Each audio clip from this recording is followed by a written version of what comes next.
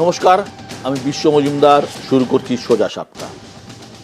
1.5 বছরেও কম সময় বাকি পশ্চিমবঙ্গে বিধানসভা ভোটের। তার আগে বড়সড় পরীক্ষা হয়ে গেল এই 24-এই। প্রথমে লোকসভা ভোট, তারপর 6 বিধানসভা আসনে উপনির্বাচন। বহু প্রশ্নের উত্তর দিল এই বাই ইলেকশনের ফল। ভোটের রিপোর্ট কার্ড বলছে বাংলায় তৃণমূলের জনপ্রিয়তা একদম অটুট। উত্তরবঙ্গে ফিকে হচ্ছে গেরুয়া। আরজি করের আন্দোলন বিশেষ নম্বর দিল না সিপিআইএমকে। আর কংগ্রেস তো লড়াইই নেই। অর্থাৎ ইস্যু আছে, বিক্ষোভ আছে, কিন্তু বিরোধীদের ঝুলিতে ভোট নেই। তবে কি মহিলা ভোটই তৃণমূলের জয়ের কারিগর, নাকি ছন্ন ছাড়া বিরোধী বলেই ভোটে তাজা তৃণমূল? এই নিয়েই আমাদের আজকের আলোচনা, আমাদের আজকের মোশন। ভোট ক্যালেন্ডারে শুধুই হার, বিরোধী বিপর্যয়ের দায় কার? আর এ নিয়ে বলার জন্য যারা আমার সঙ্গে আজকে স্টুডিওতে এসেছেন বা রয়েছেন, প্রথমে আলাপ করিয়ে দিই। আমার একদম বাঁ দিকে রয়েছেন সিপিআইএমের পক্ষে দেবাশিস সরকার। দেবাশিস দা, আপনাকে স্বাগত। পাশে রয়েছেন বিশিষ্ট রাজনৈতিক বিশ্লেষক সুমন ভট্টাচার্য। সুমন, স্বাগত। রয়েছেন বিজেপির পক্ষে দেবজিৎ সরকার। দেবজিৎ, আপনাকেও স্বাগত। রয়েছেন কংগ্রেসের পক্ষে অভিষেক বন্দ্যোপাধ্যায়। অভিষেক, স্বাগত। এবং তার পাশেই রয়েছেন ডক্টর শশী পাঁজা, রাজ্যের গুরুত্বপূর্ণ মন্ত্রী এবং তৃণমূল কংগ্রেসের পক্ষে। আমাদের আজকের ইস্যু, ভোট ক্যালেন্ডারে শুধুই হার, বিরোধী বিপর্যয়ের দায় কার? প্রথম বক্তা আমি অভিষেককে দিয়ে শুরু করব, কারণ এবারের যে 6টি বিধানসভা উপনির্বাচন হয়েছে, কংগ্রেসের ফলাফল খুব খুব খারাপ। একই সঙ্গে ঝাড়খণ্ডেও কংগ্রেস এমন কিছু করতে পারেনি, এবং মহারাষ্ট্র তো তাদের বড় সড়ো বিপর্যয় ঘটেছে। অভিষেক। আচ্ছা, প্রথম কথা হচ্ছে যে ইনিশিয়ালি যে কবিতাটা ছিল, খুব সুন্দর একটা কবিতা ছিল, যে বিরোধীরা মোজে বিক্ষোভে স্লোগানে, তৃণমূল তাজা ভোট ময়দানে, 26-এর আগে অক্সিজেন ঘাস ফুলে। তো আমার হঠাৎ মনে হলো যে তাজা তো শুধু তৃণমূল ভোটের ময়দানে নয়, কারণ একবার শুনেছিলাম যে নেতাও নাকি তাজা হয়, সৌজন্য আরাবুল। তো আমার হঠাৎ মনে হলো সুকুমার রায়ের রাজ্যের বাসিন্দা হওয়াতে আমাদেরও ছড়াটা আসে। তৃণমূলে নেতা তাজা, আছে তাজা বোম, ভোটে তাজা যেটা সত্যি হলে সত্যি তেমন আন্দোলন। কেন আন্দোলনটা সত্যি? তার কারণ, হ্যাঁ, এটা সত্যি যে সেটা হয়তো ভোট বাক্সে প্রতিফলিত হয়নি, কিন্তু তার মানে 14 তারিখ রাত্রিবেলা যারা রাস্তায় নেমেছিল তারা মঙ্গল গ্রহ থেকে আসেনি। বা এই যুক্তিটাকে যদি আমরা ভাবের ঘরে চুরি হিসেবে মানতে চাই, যে না সব কিছু ঠিক চলছে, কোথাও কোনো রকম কিছু হয়নি, তাহলে আমাদের কোথাও না কোথাও স্বীকার করে নিতে হবে ঠিক যে কথা বিজেপি গুজরাটে বলে থাকে, যে হ্যাঁ, সাবরমতী রিপোর্ট দেখুন, এখন একটা ওয়েব সিরিজ বেরিয়েছে, একটা সিনেমা বেরিয়েছে, ওখানে কিচ্ছু হয়নি, গোধরাকাণ্ড খুব ভালো হয়েছিল, কারণ বিজেপি ওখানে জিতে আসছে। জেতা সবসময় সব কিছুকে জাস্টিফাই করে না। যদি জেতা সব কিছু সবসময় জাস্টিফাই করে, তাহলে 34 বছরের বাম শাসনকে আমাদের সার্টিফিকেট দিতে হবে, বা কংগ্রেসের 57 বছরকে। তাহলে উদ্দেশ্যটা কি? তাহলে উদ্দেশ্যটা হচ্ছে যে যে জায়গাগুলোতে আমাদের সমস্যা আছে সেই সমস্যাগুলোকে একটু সমাধান করা। কিন্তু উপনির্বাচনটাকে কি আমরা একমাত্র লিটমাস ধরতে পারি? কারণ যদি উপনির্বাচনটাকে লিটমাস ধরতে হয়, তাহলে স্বীকার করে নিতে হবে যে আগামী নির্বাচনে কর্ণাটকে শুধু কংগ্রেস থাকবে, পাঞ্জাবে শুধুমাত্র আপ থাকবে, ইউপিতে শুধুমাত্র সমাজবাদী পার্টি থাকবে। কারণ এই জায়গাগুলোতে ইনকামবেন্ট গভর্নমেন্ট এরাই চালাচ্ছে এবং উপনির্বাচনেও এরাই জিতেছে। না না, ইউপিতে তা হয়নি। ইউপিতে ম্যাক্সিমাম জায়গায় সমাজবাদী পার্টি, একটা জায়গা বাদ দিয়ে। সরি, ইউপিতে ম্যাক্সিমাম জায়গায় বিজেপি, একটা জায়গা বাদ দিয়ে, অর্থাৎ ইনকামবেন্ট গভর্নমেন্ট। এবার এই উপনির্বাচনে আরেকটা জিনিস খুব ইন্টারেস্টিং দেখেছে। নান্দের বলে একটা জায়গা আছে, সেই নান্দের জায়গায় লোকসভাতে কংগ্রেস 1400 ভোটে জিতেছে। তার আন্ডার 1457, তার আন্ডারে 6টা বিধানসভাতেই হেরেছে। কোনটা সত্যি? তার মানে কি একই ভোটার চাইছে যে কংগ্রেস লোকসভায় থাকুক এবং বিজেপি রাজ্যে থাকুক? না, আমি একবারও বলছি না যে ইভিএম আমাদের সঙ্গে কোনো রকম দুষ্টুমি করেছে, কিন্তু হ্যাঁ, এই বিচ্যুতিটা ধরা পড়েছে। যেরকম ধরা পড়েছে যে এই পুরো আন্দোলনের মাঝখানে হঠাৎ করে যে ভাটপাড়া, সেই ভাটপাড়াতে কোনো উপনির্বাচন হচ্ছিল না, কিন্তু নির্বাচনের দিন একজন তৃণমূল কংগ্রেসের নেতা মারা গেল ধন্যবাদ, অভিষেক। তৃণমূল কংগ্রেসের, আমি জাস্ট একটা লাইন দিয়ে শেষ করছি, কিন্তু অভিযোগটা আরো জোরালো। নার্কোটিক্স কন্ট্রোল ব্যুরোর আওতায় থাকা আফিম নাকি ভাটপাড়া থানার সামনে বিক্রি হচ্ছে, অভিযোগ করছে কে? অর্জুন সিং। আর অর্জুন সিং সম্বন্ধে অভিযোগ করছে কে? পার্থ ভৌমিক, যে ওর ষড়যন্ত্র নাকি খুন হয়েছে, কিন্তু কেউ গ্রেপ্তার হচ্ছে না। এই সবগুলো নিয়েই আন্দোলনগুলো চলবে, ফলাফল যাই হোক। আন্দোলন চলুক, অভিষেক যা বলছে ঠিকই হয়তো বলছে, কিন্তু বাস্তবে হচ্ছে কি, ভোট পলিটিক্সের মধ্যে সংসদীয় গণতন্ত্র, সংসদীয় রাজনীতিতে ভোটে জেতাটা বড় ব্যাপার। কংগ্রেস ভোটে জিততে চায় কিনা সত্যি আমার জানা নেই। আমরা আসবো আলোচনায়। পরের বক্তা দেবাশিস সরকার। দেবাশিস দা, সিপিআইএম এই যে এত বড় একটা আর্যিকর আন্দোলন হলো, সে আন্দোলনে তো একটা বড় ভূমিকা বামেরা নিয়েছিল, কিন্তু ভোটে তো কোনো প্রভাব নেই।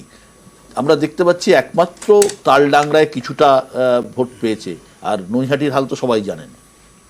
রেফারেন্সটাও বোধহয় ঠিক না, প্রশ্নটার মধ্যেও গণ্ডগোল আছে। এই কারণে বুঝতে হবে যে আরজিকর কাণ্ডের যে দুর্নীতি সামনে এসছে, আরজিকর কাণ্ডে এটা বাস্তব, এর মধ্যে কোনো বিতর্ক নেই যে একজন অন ডিউটি ডক্টর খুন হয়েছে। এগুলো কোনো পলিটিক্যাল পার্টির বিষয় না, আমি বলছি এগুলো ফ্যাক্টস। প্রমাণ লোপাটের অভিযোগ উঠেছে, এটা এখনও অভিযোগ আকারে আছে। একটা সরকারি হসপিটালে তদন্ত করতে গিয়ে থ্রেট কালচার বিষয়টা এসেছে, সেটা এতটা গুরুত্বের জায়গায় গিয়েছে যে মাননীয় মুখ্যমন্ত্রী দফায় দফায় সে বিষয়টাকে টেবিলে রেখে এমনকি লাইভ ক্যামেরার সামনে সেসব আলোচনা হচ্ছে। এগুলো একটাও সিপিএম পার্টির বিষয় না, ভুল করে সিপিএম পার্টিকে ট্যাগ করলে চলবে না।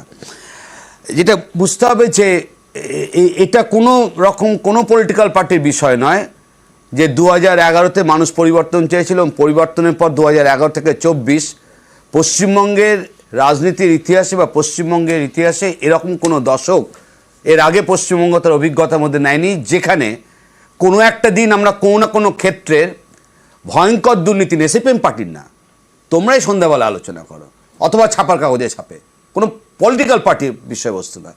অর্থাৎ এই দুর্নীতির মাল্টি ডাইমেনশনাল যে ইস্যুস, এর বাইরে বেরিয়ে এক দশক পশ্চিমবঙ্গ হাঁটতে পারছে না, কোনো একটা দিন কোনো একটা দপ্তর হাঁটতে পারছে না, এরকম অভিজ্ঞতা পশ্চিমবঙ্গ স্বাধীনতা পরবর্তী অবস্থায় কোনো এক দশকে আসেনি। এটা আবার বলছি, তৃণমূলের বিষয় নয়, কংগ্রেসের বিষয় নয়, বিজেপির বিষয় নয়, সিপিএমের বিষয় না, আমি এটা বাস্তব অভিজ্ঞতা পশ্চিমবঙ্গে।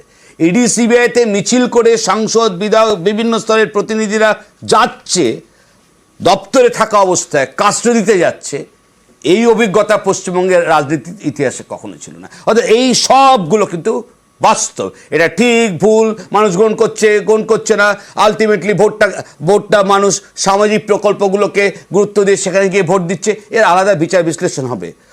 এই যে জায়গাটা অনেক বেশি ইম্পর্টেন্ট, সেটা হচ্ছে যে পশ্চিমবঙ্গ এমন একটা রাজনৈতিক বাতাবরণের মধ্যে দিয়ে হাঁটছে, সেটা রাজ্যের কোনো মানুষের পক্ষে কাঙ্ক্ষিত নয়। পশ্চিমবঙ্গ এমন একটা অর্থনীতির মধ্যে দিয়ে হাঁটছে, রেকর্ড পরিমাণ বিনিয়োগের জায়গা স্তব্ধ হয়ে গেছে। রেকর্ড বললাম সরকারি তথ্যের বিচারে। কেউ যদি গত এক দশকের সাথে তার পেছনে প্রচুর ন্যায় অন্যায়ের মধ্যে থেকে 34 বছর কেটেছে, চলে গেছে, মানুষ ভোট দিয়ে বলেছে আপাতত তোমরা বিরোধীর জায়গায় এবং শূন্যের জায়গায় থাকো। সেই পশ্চিমবঙ্গে যদি 2011 থেকে তার পেছনের 10 বছরের সাথে 11 থেকে 24-এর সরকারের তথ্য বিনিয়োগের ক্ষেত্রে, শিল্পের বিনিয়োগের ক্ষেত্রে 3 স্তরের বিনিয়োগ, ভারী, মাঝারি এবং ক্ষুদ্র। আমি প্রশ্ন উত্তর না, আমি শুধু বলছি দিস আর দ্য ফ্যাক্টস। এর পাশাপাশি তোমার এই প্রশ্নটাও, এই কথাটাও সঠিক যে এইরকম একটা ভয়ঙ্কর পরিস্থিতির মধ্যে রাজ্য যাচ্ছে, তারপরও বিরোধীদের জায়গায় যে সমস্ত রাজনৈতিক দল আছে, তুমি আমাকে নির্দিষ্টভাবে বামেদের কথা বলেছো, যাদের এই মুহূর্তে বিধানসভায় 0 এবং সিঙ্গল ডিজিটে, কখনো 2 ডিজিটে তাদের ভোট শতাংশ থাকছে, এটা ডেফিনেটলি নক্ষত্র প্লেয়ার যারা পৃথিবীতে থাকে তাদেরও একটা ব্যাট প্যাচ থাকে। যে বামপন্থী দলকে নিয়ে করা কথা হচ্ছে, এটা কোনো আঞ্চলিক দল নয়, মাইন্ডেড দল ভেঙে তৈরি হওয়া দল নয়, এটা হচ্ছে ওটাও না আলোচনা, দুটো একটা ইডিওলজির জায়গা থেকে 104টা দেশে এখনো পর্যন্ত ন্যূনতম, এখানে সংখ্যাটা বেশি আছে উপস্থিত, একাধিক দেশ এই দর্শনকে ভিত্তি করে রাজনীতি চালাচ্ছে। এটা ঠিক পশ্চিমবঙ্গের নিরিখে, এটা যা শেষ কথা বলছে এই মুহূর্তে পশ্চিমবঙ্গের নিরিখে এটা ঠিক, এটা লেট পলিটিক্সে একটা স্ট্রাগল পিরিয়ড যাচ্ছে, যেখানে কিছুতেই মানুষের সমর্থন সেই দেবাশিসদা অনেক কথা বললেন, ধন্যবাদ দেবাশিসদা আপনাকে। দেবাশিসদা কিন্তু একটা বিষয় অস্বীকার করলেন না, সেটা হচ্ছে সামাজিক প্রকল্পের যে সুবিধা সেটা কিন্তু সাধারণ মানুষ পাচ্ছে, যেটা তৃণমূলের পক্ষে যাচ্ছে। পরের বক্তা দেবজিৎ সরকার।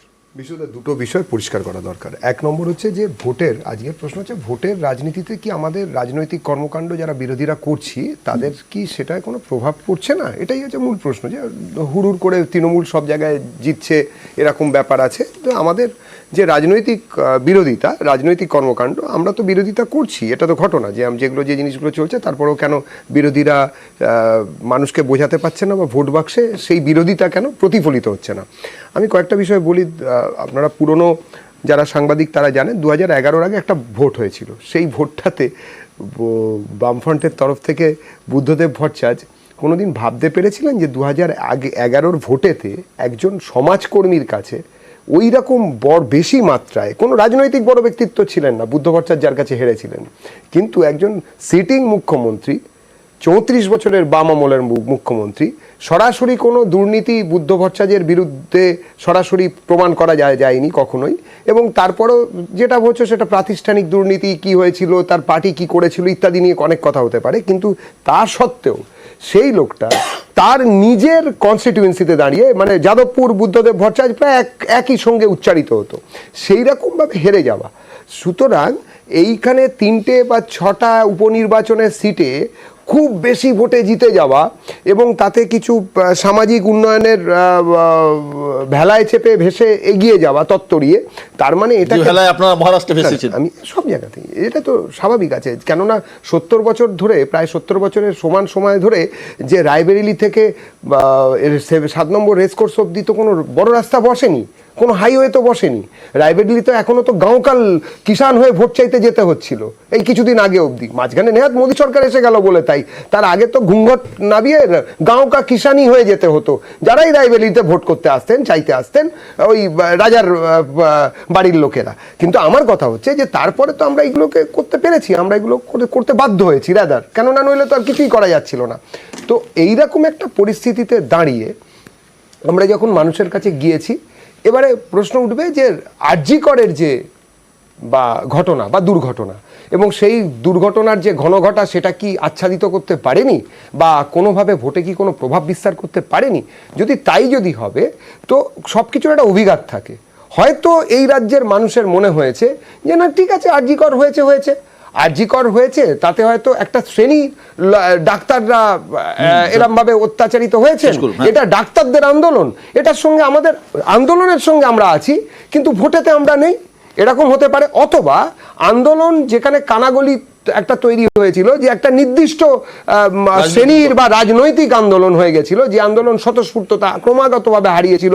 আন্দোলনের শেষের দিকে যা দেখলাম এই টিনিংয়ে ডাইরেক্ট স্ট্রিমিংয়ে, তাতে তো মারাত্মক ব্যাপার, সব প্রশ্ন আমাদের মধ্যে থেকে উঠছিল বারে বারে। কিন্তু আমি যেটা বলতে চাইছি, একদম বলে শেষ করব, যে এইভাবে 6টা সিটে একটা উপনির্বাচনে জয় পরাজয় দিয়ে যদি বড়ভাবেও এই জায়গায় আমরা ভাবতে আরম্ভ করি, তাহলে যারা ভাববেন তারাও ভুল করবেন। এটা যে দলই ভাববেন, ক্ষমতাসীন যে কোনো দলের পক্ষে সেটা একদম ঠিক। নির্বাচনের 1.5 বছর বাকি আছে, এটা ঠিকই দেবজিৎ, 1.5 বছরে অনেক কিছু হতে পারে, কিন্তু কোথাও একটা আঁচ হয়তো পাওয়া যায়। যেমন আমরা 2009 সাল থেকে বুঝতে পারছিলাম, 2008-এর পঞ্চায়েত নির্বাচন আমার যদ্দূর মনে পড়ছে, সুমন বলতে পারবে, তারপরে 2009-এর লোকসভা নির্বাচন, আমরা বুঝতে পারছিলাম একটার পর একটা বাই ইলেকশন হচ্ছিল, যে কোন দিকে হাওয়া বইছে, কোন দিকে হাওয়া যাচ্ছে।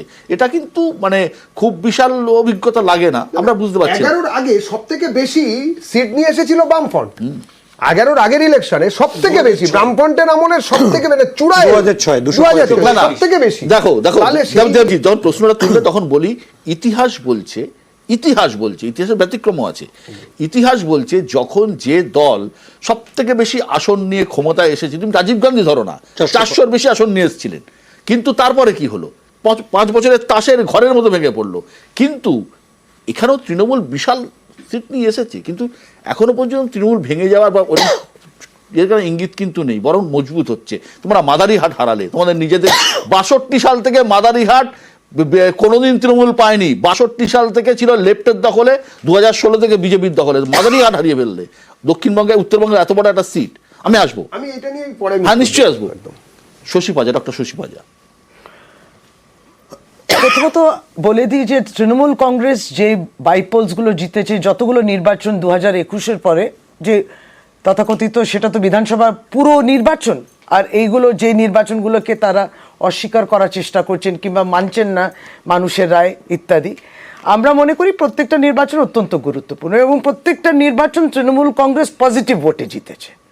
এবং এইখানে মাননীয় মুখ্যমন্ত্রী একজন মুখ্যমন্ত্রী হিসেবে, দক্ষ প্রশাসক, একটা দলের সভানেত্রী হিসেবে তার মজবুত সংগঠনকে সামনে রেখে কিন্তু তৃণমূল কংগ্রেস এইবারও এই 6টিতে জেতা।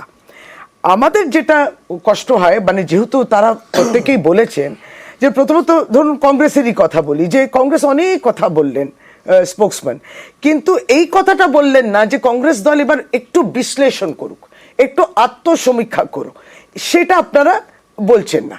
সিপিএম এর ক্ষেত্রে দেখুন, সিপিএম এই যে আপনি যখন আরজি করের ইত্যাদি সমস্তটা বললেন, তো আর সিপিএম তো নিজে গুলিয়ে গেছিল যে ওরা আসলে জাস্টিসটা চাইছে না আসলে রেজিগনেশনটা চাইছে। মানুষ কিন্তু এই খেলাগুলো বুঝতে পেরেছেন। মানুষ কিন্তু যখন হাসপাতালগুলোতে গেছেন, তারা যখন সে পরিষেবা পাননি, তারা দুঃখ প্রকাশ করেছেন। মুখ্যমন্ত্রী এইটুকু বলেছেন যে আন্দোলনকে আমরাও সমর্থন করি, এই ন্যায় বিচার হোক, এবং তাই জন্য অপরাজিতার মতো বিল বিধানসভাতে অগস্ট মাসে সেটা ইন্ট্রোডিউস করা হলো, সেপ্টেম্বরে ইন্ট্রোডিউস করা হলো। অর্থাৎ বিচার তো আমরাও চাইছি। অনুরোধটা মুখ্যমন্ত্রীর এটাই ছিল যে স্বাস্থ্য পরিষেবা যেন ব্যাহত না হয়, কিন্তু স্বাস্থ্য পরিষেবাকে গ্যাম্বল যারা করেছেন, আজকে কোথাও না কোথাও সেই রেজাল্টটা আপনারা নির্বাচনে দেখছেন। কেন শূন্য হলাম আজ অবধি সিপিএম কিন্তু এই মূল্যায়নটা করলো না। এখন স্ট্রাগল পিরিয়ডে যাচ্ছি ইত্যাদি যাচ্ছি সমস্তটা বললেন, আর বিনিয়োগের কথা তো আপনারা বলবেনই না, নৈতিকতা নেই আপনাদের বলা। প্রত্যেকটি ফ্যাক্টরিগুলোতে তালা ঝোলানো, জঙ্গি ট্রেড ইউনিয়নিজম করা, এবং সেই স্ট্রাইকের দিনগুলোকে ভুলে গেছেন যেগুলোকে আমরা টাটা গুড বাই করেছি। সেই আমেজ পরিবেশ তৈরি করতেও আমাদের অনেক স্ট্রাগল আমাদের করতে হচ্ছে। গণতন্ত্রের রায়টাকে মানতে হবে। আমরা লক্ষ্মী ভাণ্ডারের কথা বলেছেন আপনারা, লক্ষ্মী ভাণ্ডারকে তাচ্ছিল্য করেছে, ছোট করেছে, এই তো ডোলস, এটা ফ্রিবিজ, এটা ভিক্ষা, সমস্তটা। তারপরে ওই মহিলাদের অস্তিত্ব, তাকে সম্মান তো দূরের কথা, তাদেরকে ছোট করেছেন। আজকে তাদেরকে স্বীকার করতে হচ্ছে তারা প্রি ইলেকশনে, মহারাষ্ট্র বলুন, অন্যান্য রাজ্যে বলুন, মধ্যপ্রদেশে তো করেছিল, কারণ আমরা তো 2021-এ স্টার্ট করেছি, 2023-এ তারা করলো। লক্ষ্মী ভান্ডার আদলে তারা কিন্তু প্রকল্পগুলো করলো, উমেন ভোটার্সদের ভোটার হিসেবে রেকগনাইজ করলেন। দিদি সেটা করলো কি, শুধু ভোটার নয়, প্রত্যেকে সম্মান দিতে হবে। এই জায়গায় আমরা এই পজিটিভ ভোটের কথা বলছি। বিজেপিকে একটা কথা বলতে হবে, একটা অত্যন্ত গুরুত্বপূর্ণ বিষয় যেটা উঠে আসছে, এটা নিয়ে আমরা আলোচনা করছি না, বলছি মহারাষ্ট্রতে আপনি জানেন, এবং অত্যন্ত রেপুটেড ডক্টর পারাকালা প্রভাকর এটা নিয়ে বলেছেন, যেটা যে অদ্ভুতভাবে আপনি ইলেকশন কমিশনকে তিনি তো প্রশ্ন করছেন, ইলেকশন কমিশন কিন্তু জবাব দিচ্ছে না, যে 5টার সময় ভোটার টার্ন আউট আপনি বলছেন হয়েছে 58.22%, একটা এক্সাম্পল। তারপর রাত 11:30টার সময় সেই ভোটার টার্ন আউট হয়ে যাচ্ছে 65.02, এবং কাউন্টিং এর আগের দিন 23শে নভেম্বর সেটা হচ্ছে 66.05। তাতে কতজনের ভোটার সংখ্যা বাড়লো জানেন? 76 লাখ। তার মানে ভোটদান হয়ে গেছে, তারপর এই 76 লাখের ভোটার এলো কোত্থেকে? সুতরাং মহারাষ্ট্রের প্রশ্ন থাকতে পারে, কিন্তু আমরা যেটা বলি যে মমতা বন্দ্যোপাধ্যায়ের যে দক্ষতা, সেটা কে আপনারা ডিমেরিট করবেন না, মানে সেটাকে রেকগনাইজ করতে হবে, এবং তারপরে রাজনৈতিক কথা, রাজনৈতিক লড়াই। এইটা শশীদি যেটা বললো, নাটসেলে যেটা দাঁড়ায় সুমন, সেটা হচ্ছে যে কোথাও একটা মমতা বন্দ্যোপাধ্যায়ের নেতৃত্বের কাছে যেটা যেটা বাস্তবের একটা চিত্র উঠেও আসছে, সেটা হচ্ছে বিরোধীরা কিছুটা ছন্নছাড়া হলেও এত বড় বড় ইস্যু গত 1 বছর তো আমরা দেখেছি পশ্চিমবঙ্গে, দেখিনি তা তো নয়, কিন্তু সে নিয়ে রাস্তায় নেমে আন্দোলন করার যে জায়গা, সেটা সেভাবে কেউ করতে পারলো না, যার জন্য গত 1 বা 1.5 বছর বা 2 বছর ধরে এ রাজ্যে কোনো ইস্যু দানা বাঁধলো না, যা মমতা বন্দ্যোপাধ্যায় সরকারকে অস্বস্তিতে ফেললো না। সুমন, দেখ বিশ্ব, বিরোধীদের কথা যখন শুনি, বিশেষ করে টেলিভিশন চ্যানেলে বা ইউটিউবে, দেখলে মনে হয় যে পুষ্পার টিজার দেখছি, পুষ্পা 2 আসছে টিজার, কি দুর্ধর্ষ বিষয়। যখন ফল বেরোয় তখন দেখি মিঠুন চক্রবর্তীর ছেলে সিনেমা হলে কেউ নেই। এই যে জামানত কনস্ট্যান্ট বাজেয়াপ্ত হওয়ার পরে বামেদের যে ঔদ্ধত্য, যে আমরা কি করেছিলাম, প্রথম বামেদের তো এটা স্বীকার করতে হবে যে 34 বছরে আমি যাদের বলেছিলাম যে তারা লেনিন পড়েছে, মার্কস পড়েছে, তারা আসলে মনে মনে সাভারকারের ভক্ত ছিল, মমতার বিরোধিতায় চলে গেলেন বিজেপির দলে। So we should not talk about left because that is a marginal force. আমার নিজের একটা বলতে খুব দ্বিধা লাগছে যে আমি যে কলেজে পড়েছি, প্রেসিডেন্সি বা যাদবপুর বা জেএনইউ, যেসব জায়গায় আমিও ছিলাম, সেইখানকার কিছু এলিটের একটা এনজিও হয়ে গেছে যারা মাঝে মাঝে সোশ্যাল মিডিয়ায় চিৎকার চেঁচামেচি করে। নাও coming back to Congress, Congress যেন মনে হচ্ছে সেই আগের অলিম্পিকে ভারতীয় দল পার্টিসিপেট করাটাই মূল কথা, জিততে আমার কোনো আগ্রহ নেই। তুই যেটা বলছিলি যে মহারাষ্ট্রে সমস্ত রিপোর্ট ছিল যে 103টে সিটে লাডলি বাহিনীর জন্য আমরা পিছোচ্ছি। সুনীল গোলুগুলু তাদের মানে যিনি টেকনিক্যাল তিনি রিপোর্ট দিয়েছেন। রাহুল গান্ধী এবং প্রিয়াঙ্কা গান্ধী ওয়েনারে নির্বাচন করছিলেন। তুই যদি মহারাষ্ট্র ধরিস, তুই যদি পশ্চিমবঙ্গ ধরিস এবং ঝাড়খণ্ড ধরিস, মমতা ব্যানার্জির সাকসেস কিছু, তিনি হ্যান্ডস অন পলিটিক্স করেন। পলিটিক্সটা আর ওই রকম পর্যায়ে নেই যে আমি সন্ধ্যেবেলা অন্য কিছুতে ব্যস্ত হয়ে যাব, ঠিক আছে? 24 ঘন্টার কাজ। 24 ঘন্টার কাজ। বিজেপির যে কোনো কারণেই হোক, বিজেপির পশ্চিমবাংলায় ওই যে বললাম বিজেপির শত্রু কে, মানে সেটা আমি মাঝে মাঝে বুঝতে পারি না। দেবজিৎকে দেখে আমার খুব ভালো লাগে, কিন্তু দিলীপ দা তো আজকাল অভিষেক বন্দ্যোপাধ্যায়ের প্রশংসা করছেন, বুঝতেও পারি না, সেটা আলাদা প্রশ্ন। কিন্তু কংগ্রেস আর লেফট যারা সো কল্ড প্রোগ্রেসিভ, তারা how can you claim themselves progressive? যারা একটা আরজিকর নিয়ে ব্যস্ত থাকে আর সাবির মল্লিকের বিষয়ে একটা কথাও বলে না, তারপর পশ্চিমবাংলার একটা মুসলমানও বিশ্বাস করে কংগ্রেস অথবা সিপিএমকে ভোট দেবে? মুসলমানরা তো পাগল নয়, আর যাই হতে পারে, পাগল তো নয়। তো এটা ক্রমশ, আমি বলছি লেফটের নিজের কাছে অনেক প্রশ্নের উত্তর নেই। শুধু একটাই জিনিস আছে যে আমরা বিরাট ভালো, আমরা শ্রেষ্ঠ, কিন্তু আমাদের দিকে লোকে তাকাচ্ছে না। আরে সেটা তো ভাই শাহরুখ খানের সঙ্গে যারা বম্বে থেকে ছিল এরকম অনেক হিরো বলেছিল আমরাও ভালো। দীপক তিজোরি কোথায় চলে গেছে? লোকে তো ওটা মনে রাখে না, লোকে মনে রাখে যে হু সাকসিড। একদম। দেবশ্রীদা, সুমনের কথা ধরে একটা কথা জানতে চাই যে দেখুন, আপনারা এই 6টা সিটে লড়লেন, সিম্বলে লড়লেন একটিতে, সেটা হচ্ছে তালডাংরা। আপনারা আইএসএফকে ছেড়ে দিলেন হচ্ছে হাড়োয়া, আইএসএফের মতো দলকে হাড়োয়া ছেড়ে দিলেন, এবং আপনারা এমএলকে ছেড়ে দিলেন নৈহাটির সিট। এই যে ধরুন কংগ্রেসকে সিতাই ছাড়লেন না, অথচ দেখা গেল সিতাই আপনারা 3000 ভোট পেয়েছেন, কংগ্রেস 9000-এর বেশি ভোট পেয়েছে। তাই তো আমি যতদূর লেফট লেফট পেয়েছে 3000 ভোট, কংগ্রেস পেয়েছে 9000-এর বেশি ভোট। তো এই ডিসিশনগুলো যে একা একা লড়া, সত্যি কি করতে হবে জানা বা কি করা উচিত, কোথাও কি দ্বিধা দ্বন্দ্ব আপনাদেরকে পিছিয়ে দিচ্ছে? না, দ্বিধাদ্বন্দ্বের কোনো প্রশ্নই নেই। জাতীয় স্তরে যেরকম ভারতীয় জনতা পার্টিকে কেন্দ্র করে এনডিএ এই কম্পোজিশনের বিরুদ্ধে আপনারা আমরা না, বাদ দাও, সমস্ত এর বাইরে যারা আছে তারা সর্বভারতীয় স্তরে স্ট্রাগল করছে। তোমার এই প্রশ্নটা অত্যন্ত মূল্যবানভাবে উত্তরপ্রদেশে বিভিন্ন রাজনৈতিক দল যখন আসন অ্যাডজাস্ট করছে, প্রশ্নটা আসছে। তুমি একই রকমভাবে ভারতবর্ষের মহারাষ্ট্রে চলে গেলে তুমি এই একই প্রশ্ন পাবে। ফলে যখনই প্রথম কথা হচ্ছে, প্রত্যেকটা পলিটিক্যাল পার্টি, ঠিক ভুলের প্রশ্ন না, এটা একটা এক্সপিরিয়েন্স, প্রত্যেকটা পলিটিক্যাল পার্টি স্বাভাবিকভাবে প্রথমে তার শক্তিটাকে এনশিওর করার চেষ্টা করবে এবং তারপর এই পার্লামেন্টারি যে ইলেকশন প্রসেস সেখানে সে জেতার চেষ্টা করবে। এটা একটা এত সহজ ছক্কা পাঞ্জার ব্যাপার নয়, আর এটা এরকম কোনো সুবিধাবাদী রাজনীতির বিষয় নয়। ফলে এইটাকেই নির্দিষ্টভাবে বলা হচ্ছে একটা পলিটিক্যাল স্ট্রাগল। যেরকম তৃণমূল কংগ্রেস একটা আঞ্চলিক দল হতে পারে, কিন্তু তার তো ইচ্ছে হয় গোয়াতে গিয়ে জিততে, তার তো ইচ্ছে হয় ত্রিপুরাতে গিয়ে জিততে, তাহলে ওটাকে ভুল ঠিক বা তার তো ইচ্ছে হয় কংগ্রেসকে ভাঙিয়ে মেঘালয় বা উত্তর পূর্ব ভারতে আমি একটু সর্বভারতীয় হই, তাহলে এটা কি বলা হবে যে এটা ভুল করছে? আঞ্চলিক দল পশ্চিমবঙ্গের মধ্যে ভোট, সে ব্যালট পেপার চিবিয়েই হোক, ব্যালট বক্স নর্দমায় ভাসিয়েই হোক, বিরোধীকে ভোট দিতে না দিয়েই হোক, যেভাবেই হোক, এই যে একটা চমৎকার কনসলিডেশন হচ্ছে, এখানেই থাকো, এটাকে ভুল করছে তৃণমূল কংগ্রেস সর্বভারতীয় পার্টি বলে? প্রশ্নটা এটা নয়। প্রত্যেকটা পলিটিক্যাল পার্টি তার একটা ইচ্ছে থাকবে, তার একটা পলিটিক্যাল স্ট্রাগল থাকবে, একটা অ্যাম্বিশন থাকবে, একটা অবজেক্টিভ থাকবে। এই যে কথার মধ্যে বললে যে মানে বন্ধু সুমনই বলল যে অভিষেক ব্যানার্জি, মাননীয় অভিষেক ব্যানার্জি আবার কার প্রশংসা করছে, এই যে অ্যাডজাস্টমেন্ট না বিরোধিতা, এইসব প্রশ্ন কথা সবসময়ের জন্যই থাকবে আর কি।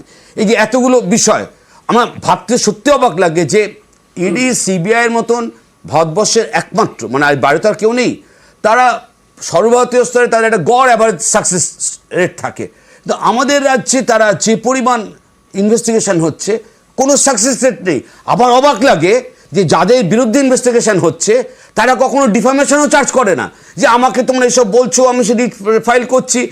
ভারতবর্ষের শ্রেষ্ঠ না তাহলে এটাকে বেশিরভাগই ভোটে যেতে দেওয়া হবে। এই তোমার এই প্রশ্নটার মতন একইভাবে কিন্তু এগুলোর মধ্যে থেকেই ভোট নির্ধারিত হয়। চিট ফান্ড ঘটেছে কি ঘটেনি এগুলোর মধ্যে থেকেই ভোটটা ফলে। দেবাশিস দা, সত্যি কথা বলুন একটা তো, বিধানসভায় সত্যি কথা একটা- ভারতবর্ষে যত নির্বাচন হয়েছে আমরা যতদূর মনে করছি, আমি যতদূর মনে পড়ছি, আমারও অনেকদিন হয়ে গেল, দুর্নীতির অভিযোগ, দুর্নীতি কি ইস্যু হয়েছে আমার মনে হয় বফর্স ছাড়া সত্যিকারের সেভাবে মানে ইস্যু হয়নি। সুমন, সুখরাম রাজনীতিতে বেঁচে থাকতে পারেন, তাহলে লালু প্রসাদ যাদব রাজনীতিতে বেঁচে থাকতে পারেন। আবার আমি বলছি, দেখো দুটো মূল সমস্যা বামেদের। প্রথম কথা হচ্ছে বামেরা তৃণমূলকে, বামেদের মূল শত্রু তৃণমূল গোয়াতে কি করেছে, ত্রিপুরায় কি করেছে, মণিপুরে কি করে, সব ভুল করেছে। কিন্তু ওখানে তৃণমূল 34 বছর ক্ষমতায় ছিল না। তুমি যে স্টেটে 34 বছর ক্ষমতায় ছিলে সেখানে তুমি ক্ষমতা চলে যাওয়ার 10 বছরের মধ্যে জিরো হয়ে গেলে, দেবজিৎ। তার মানে তোমার কি ট্রেনিং ছিল? আমি শুধু- আসবাব, 30 সেকেন্ড। আমার ভালো লাগছে কি শূন্য হয়ে যাওয়ার পরেও কিন্তু সুমন সব থেকে বেশি যাকে নিয়ে কথা বলতে এবং তীর্যক করতে দেবজিৎ, পছন্দ দেবজিৎ, করছে দেবজিৎ। সেটা কিন্তু ইনসিডেন্টালি ফ্যাক্ট রিভিল স্যার। দুর্নীতি সেটা মানুষ প্রাধান্য দিয়েছে কিনা ভোট দেওয়ার সময়, তার থেকেও একটা বড় জিনিস হচ্ছে সীমাহীন সন্ত্রাস।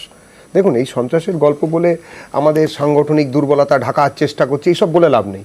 কিন্তু আপনি বলুন, একটা রাজনৈতিক দল, আপনি বলুন তো, যে ইউপি কিংবা বিহার যেসব স্টেটকে আমরা দেখাই গোবলয় স্টেট বলে আগে দেখাতাম, বা হরিয়ানা ছেড়ে দিন, দক্ষিণ ভারতের স্টেটগুলো, বা কোথাও মহারাষ্ট্রে এত বড় ভোট হয়ে গেল, কোথাও শুনেছেন নাকি যে কোনো পার্টির কোনো জেলা সভাপতি পুলিশকে বোম মারতে বলছে?